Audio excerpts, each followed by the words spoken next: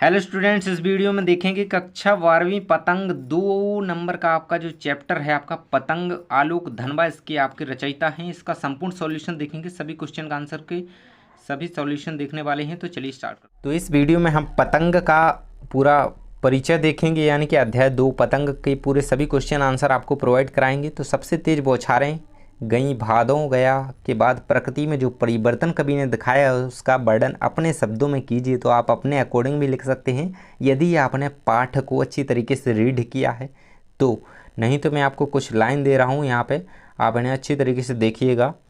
प्रकृति में जो निरंतर परिवर्तन होता है वह होता ही रहता है। जब तेज बौछारें आती हैं, भादों चला जाता है ना, भादों की गर्मी भी चली गई। इसके बाद अश्विन का महीना आता है, शुरू हो जाता है। इस महीने में प्रकृति में अनेक परिवर्तन आते हैं, उनका वर्णन अपने शब्दों में करना है। तो यहाँ पे किस प्रकार लिखेंगे कि सुबह की सूरज की लालिमा बढ़ जाती है, सुबह के सूरज की लाली खरगोश की आंखों जैसी दिखती है। शरद ऋतु का आगमन हो जाता है, गर्मी समाप्त हो जाती है ना, ठंडी आने लगती है। प्रकृति खिली खिली दिखाई देती है, आसमान नीला व साफ दिखाई देता है, फूलों पर तितलियां मंडराती दिखाई देती हैं, सब लोग खुले मौसम में आनंदित हो रहे होते हैं। तो इस प्रकार से वर्णन करेंगे। अगला क्वेश्चन है आपका सेकंड नंबर का क्वेश्चन है, सोचकर बताएं कि पतंग के लिए सबसे हल्की और रंगीन चीज़, सबसे पतला कागज़, सबसे पतली कमानी जैसे विशेषणों का प्रयोग क्यों किया गया है। तो यहाँ पे इसका आंसर देख सकते हैं। कवि ने पतंग के लिए अनेक विशेषणों का प्रयोग किया है। पतंग का निर्माण रंगीन कागज से होता है, इंद्रधनुष के समान यह अनेक रंगों की होती है। इसका कागज इतना पतला होता है कि बूंदें लगते ही फट जाता है। यह बांस की पतली कमानी से बनती है। कवि इनके माध्यम से बाल सुलभ चेष्टाओं का अंकन करता है। पतंग भी बालमन की तरह कल्पनाशील, कोमल व हल्की होती है, एक कवि इसके माध्यम से कहना चाहता है। तो इसमें पतंग का पूरा वर्णन किया गया है। अगला क्वेश्चन है आपका, जन्म से ही भी अपने साथ लाते हैं कपास, कपास के बारे में सोचें कि कपास से बच्चों का क्या संबंध बन सकता है। तो कपास के बारे में इसमें बताना है। तो कपास से बच्चों को गहरा संबंध है। दोनों में काफ़ी समानता है क्योंकि दोनों बड़े ही नाजुक हैं, कोमल हैं, मुलायम होते हैं, सफ़ेद होती है, वैसे ही बच्चे भी सफ़ेद अर्थात गोरे होते हैं। और कपास कोमल और मुलायम नाजुक होते हैं। कपास के रेशे की तरह ही उनकी भावनाएं होती हैं। तो उनकी कोमल भावना और मासूमियत का प्रतीक है, क्योंकि कपास जो होता है सफ़ेद होता है, कोमल होता है, मुलायम होता है। तो कपास के कोमल मुलायम से बच्चों की कोमल भावना और उनकी मासूमियत का संबंध बताया गया है। तो इसे आप देख सकते हैं और समझ जाइएगा। पतंगों के साथ साथ भी उड़ रहे हैं, बच्चों का उड़ान से कैसा संबंध है। तो इसका उत्तर रहेगा, जिस तरह पतंग ऊपर की ओर उड़ती जाती है ठीक उसी तरह बच्चों की आशाएं भी बढ़ती जाती हैं, है ना। तो बच्चों के साथ साथ उनकी भावनाएं भी उड़ती जाती हैं, अर्थात उनके मन में नई नई इच्छाएं और उमंगें आती हैं। वे भी आसमान की अनंत ऊंचाइयों तक पहुंच जाना चाहते हैं कि ताकि अपनी हर इच्छा पूरी कर सकें। तो आप समझ सकते हैं, जैसे ही पतंग की डोर छोड़ी जाती है तो वो ऊंची आसमान की ऊंचाई पकड़ती जाती है। ऐसे ही बच्चों की भावनाएं बढ़ती जाती हैं और उनकी नई नई इच्छाएं जागृत होती हैं और नई उमंगें जागती हैं और वे अनंत ऊंचाई तक पहुंच जाना चाहती हैं आसमान की तरफ और अपनी इच्छा पूरी कर सकें, ऐसा वे सपना देखते हैं। तो जैसे पतंग बढ़ती है उसी तरह बच्चों की नई नई इच्छाएं जागती हैं। तो ये यहाँ पे संबंध बताया गया है पतंगों के साथ साथ वे भी उड़ रहे हैं के माध्यम से। यहाँ पे देख सकते हैं 2 पंक्तियाँ आपको दी गई हैं। पंक्तियों को पढ़ करके आपको प्रश्नों के उत्तर देना है। तो पंक्तियाँ पहले रीड कर लेते हैं। एक पंक्ति दी गई है आपको और दूसरी दी गई है, इन दोनों को पढ़ेंगे। फिर ये आपको क्वेश्चन दिए गए हैं 3, तो इनके आंसर आपको यहाँ पर देना है। तो छतों को भी नरम बनाते हुए, दिशाओं को मृदंग की तरह बजाते हुए। सेकंड है, अगर वे कभी गिरते हैं छतों के खतरनाक किनारों से और बच जाते हैं तब तो और भी निडर होकर सुनहले सूरज के सामने आते हैं। तो ये क्वेश्चन दिए गए हैं, 3 क्वेश्चन आपके दिए गए हैं, आपको रेड कलर में दिख रहे होंगे। आगे इनके आंसर देख सकते हैं आप, इन तीनों के आंसर आपको नीचे दिख रहे होंगे लाइन बाय लाइन। तो दिशाओं को मृदंग की तरह बजाने का तात्पर्य है कि जब बच्चे ऊंची पतंगें उड़ाते हैं तो वे दिशाओं तक जाती हैं, तब ऐसा प्रतीत होता है मानो बच्चों की किलकारियों से दिशाएं मृदंग बजा रही हों। इन तीनों को आप देख लेंगे, आंसर कंप्लीट है। यहाँ पर आएगा आपका आसमान में रंग बिरंगी पतंगों को देखकर आपके मन में कैसे ख्याल आते हैं, लिखिए। तो आसमान में जब रंग बिरंगी पतंगों को देखकर आपको अपने अकॉर्डिंग भी इसे लिख सकते हैं, क्योंकि यहाँ पे आपके मन के ख्याल पूछे गए हैं तो आप उसे लिख सकते हैं, नहीं तो यहाँ पे सरल भाषा में लिखा ही गया है, इसे समझ सकते हैं। तो मन करता है कि जीवन में भी इतने ही रंग होने चाहिए ताकि जीवन को सहजता से जिया जा सके, सारी इच्छाएं पूरी हों।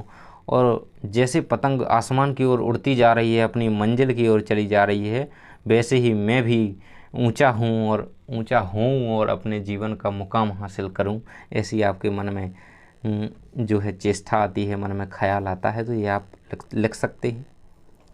अगला क्वेश्चन है आपका, क्वेश्चन नंबर 7 है, रोमांचित शरीर का संगीत का जीवन के लय से क्या संबंध है। तो यदि शरीर रोमांचित है अर्थात उसमें खुशियाँ भरी हैं, आनंद रूपी संगीत बजता रहता है, यही आनंद जीवन को नई दिशा देता है।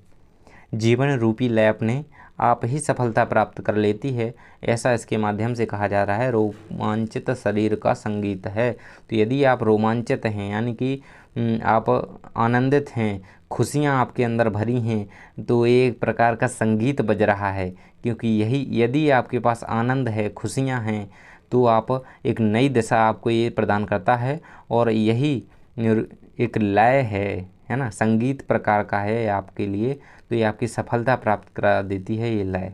तो ये कहना चाह रहा है कवि इसके माध्यम से। आगे देखेंगे, महज एक धागे के सहारे पतंग की धड़कती ऊंचाइयों ने बच्चों को कैसे थाम लेती हैं, चर्चा कीजिए। तो इन्हें आप अपने अकॉर्डिंग लिख सकते हैं। तो देखेंगे कि बच्चे जब छतों के किनारों से गिरने वाले होते हैं तो पतंग की डोर उन्हें गिरने से बचा लेती है। बच्चों को डोर से भी उतना प्यार होता है जितना कि पतंग से। वे पतंग को उड़ते हुए देखते हैं, साथ ही यह भी देखते हैं कि चक्के में डोर कितनी है ना। पीछे देख लेते हैं डोर की, कहीं ख़त्म ना हो जाए, नहीं तो पतंग चली जाए। और डोर से भी उन्हें उतना ही प्रेम है जितना कि पतंग से है ना। इन पतंगों की ऊंचाइयों से बच्चे संभल जाते हैं। आपके जीवन में शरद ऋतु क्या मायने रखती है, इसका आपको यहाँ पर वर्णन करना है। 2-3 लाइन में आप इसका आंसर दे सकते हैं। तो जीवन में प्रत्येक ऋतु का अपना महत्व होता है। समय के अनुसार सभी ऋतुएं आती हैं और जाती हैं। इनमें से शरद ऋतु का अपना अलग ही महत्व होता है। इसमें प्रकृति नई नई लगने लगती है, खिली खिली लगती है, हरा भरा वातावरण होता है, और कोई इस प्राकृतिक खूबसूरती का आनंद लेना चाहता है ना। हर कोई इस प्राकृतिक खूबसूरती का आनंद लेना चाहता है, क्योंकि एक नया वातावरण होता है, बहुत ही आनंदित पल होता है शरद ऋतु का। पतंग कविता का प्रतिपाद्य बताइए। तो पतंग एक लंबी कविता है। इस कविता में कवि ने पतंग के बहाने बाल सुलभ इच्छाओं एवं उमंगों का सुंदर चित्रण किया है। बाल क्रियाकलापों एवं प्रकृति में आए परिवर्तनों को व्यक्त करने के लिए सुंदर बिंबों का प्रयोग किया गया, बिंब यानी कि चित्रों का प्रयोग किया गया है। तो पतंग बच्चों की उमंगों का रंग बिरंगा सपना है। आसमान में उड़ती पतंग ऊंचाइयों की बेहदें हैं जिन्हें बालमन छूना चाहता है और उसके पार जाना चाहता है। तो पतंग कविता का प्रतिपाद्य यहाँ पर लिखा हुआ है, रंग बिरंगा सपना है बच्चों का, और वो चाहते हैं कि पतंग के जैसे हम आसमान की ऊंचाइयों को छुएं और आगे बढ़ें। तो इस प्रकार आप इसको समझा सकते हैं। बच्चे पतंग उड़ाकर कैसा महसूस करते हैं, तो आप जैसा महसूस करते थे जब आप छोटे थे या अभी भी पतंग उड़ा करके, वो आप यहाँ पे लिख सकते हैं। नहीं तो आप पाठ के अकॉर्डिंग लिखना चाहें तो वो ज़्यादा बेटर रहेगा। तो बच्चे पतंग उड़ाकर बहुत खुशी महसूस करते हैं। तो ये तो एक बेसिक सी बात है, खुशी महसूस करते हैं। आपको ज़रूर याद रहना चाहिए, वे अपनी इच्छाओं को पतंग की तरह विस्तार देते चलते हैं। वे भी चाहते हैं कि उनकी आशाएं इसी पतंग की तरह विस्तार पाती रहें। तो इस प्रकार इसका आंसर देख लेंगे। अगला है आपका, कवि ने बच्चों के लिए कपास शब्द का प्रयोग क्यों किया है। तो यहाँ पे कपास शब्द का प्रयोग क्यों किया गया है, मुलायम और सफ़ेद होती है कपास, और बच्चे भी मुलायम होते हैं और सफ़ेद यानी कि गोरे होते हैं, है ना। तो इस प्रकार से कवि कहना चाहता है कि जैसे कपास मुलायम होता है, तो ऐसे ही बच्चों की भावनाएं भी बड़ी ही मुलायम होती हैं, कोमल होती हैं, है ना। तो इसके माध्यम से कपास शब्द बच्चों से कवि जोड़ता है। तो परिस्थिति अनुसार परिवर्तित होती रहती है, परंतु बच्चे भी माहौल के अनुसार अपना व्यवहार बदलते रहते हैं। जैसे कपास चेंज होता रहता है, वैसे ही बच्चे ही। तो सेकंड है आपका क्वेश्चन, 13th क्वेश्चन है आपका, पृथ्वी का प्रत्येक कोना बच्चों के पास अपने आप कैसे आ जाता है। बच्चे पतंग उड़ाते हुए चाहते हैं कि उनकी पतंग सबसे ऊंची जाए, है ना। हर बच्चा चाहता है कि मेरी पतंग सबसे ऊंची जाए, माध्यम से सारे ब्रह्मांड में घूम लेना चाहते हैं। वे पतंग के माध्यम से चाहते हैं पूरे में घूम लें, कल्पना की रंगीन दुनिया में खो जाते हैं। तो इस प्रकार आप पूरा आंसर कंप्लीट कर लेंगे इसका। अगला क्वेश्चन है आपका, कठोर छत बच्चों को कैसे मुलायम लगती है।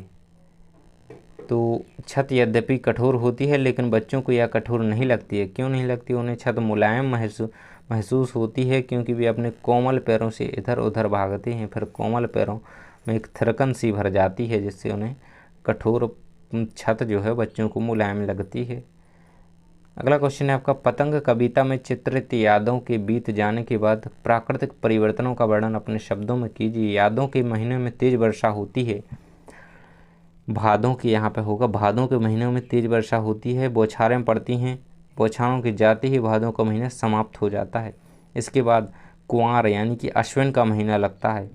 इसके आते ही प्रकृति में कई तरह के परिवर्तन आते हैं। प्रकृति में चारों तरफ हरियाली छा जाती है, सूर्य भी नया नया दिखाई देता है। सूर्य का जो भोर का समय होता है उस समय सूर्य का जो रंग होता है इतना लाल दिखाई देता है, इस प्रकार दिखाई देता है कि जैसे एक छोटे से खरगोश की, प्यारे से खरगोश की आंखें दिखाई दे रही हो। इस प्रकार से उसका वर्णन किया जाता है।